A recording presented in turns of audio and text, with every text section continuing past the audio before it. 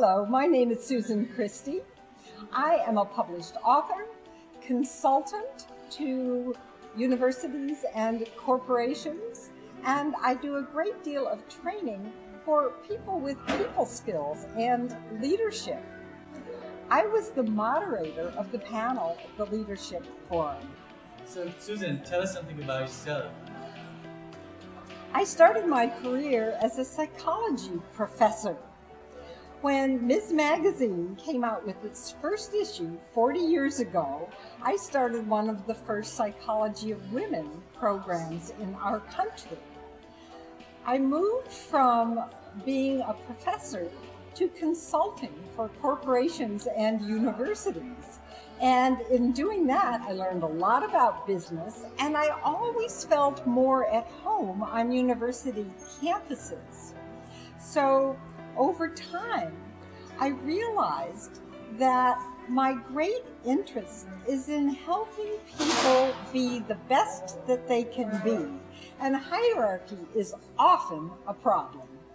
So my latest book is called Working Effectively with Faculty. It is designed for staff to create more respectful and productive relationships with faculty. That's good. So tell us something about the challenges that you face in achieving what you have achieved so far. I believe that it was easier as a woman to go into the psychology department so many years ago. Psychology was more about interpersonal relationships, about what makes people tick, which seems more somehow the womanly realm than the high-tech, the heavy-duty science. So that was a good beginning.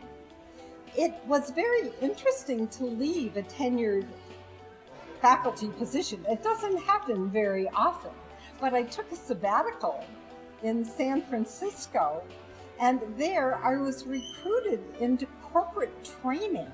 Well, again, that's a place where women are accepted. So I didn't find that to be a particular challenge. And I guess I'm pretty assertive and quite friendly, and I just put myself out there. It was lovely for me to define that I could speak for both staff and faculty in my career. So I have established this little niche market that is in many ways on behalf of women, staff, working with faculty, many of whom are men, but of course we have men and women, both staff and faculty. So do you have a message for other women who wants to make it big in their life? Yes, of course I do.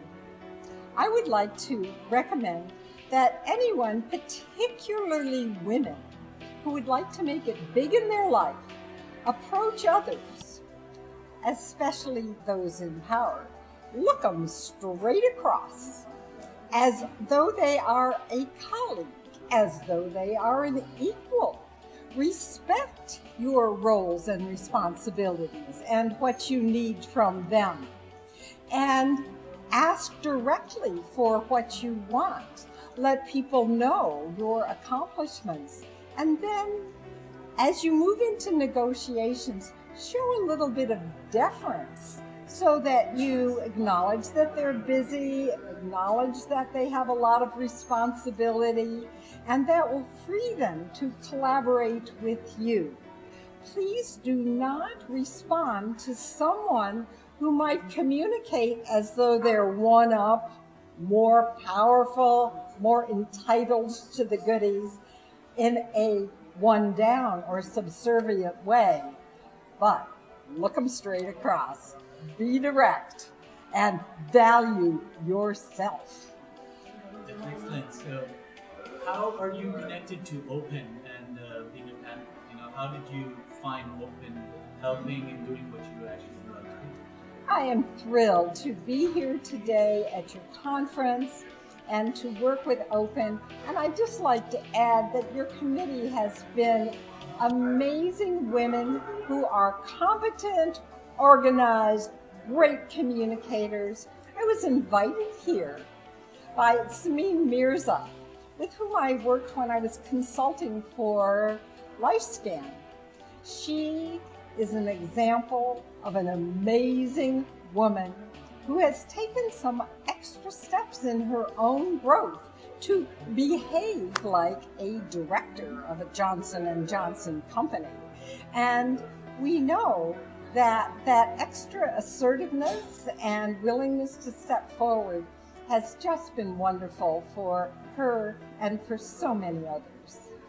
Thank you so much.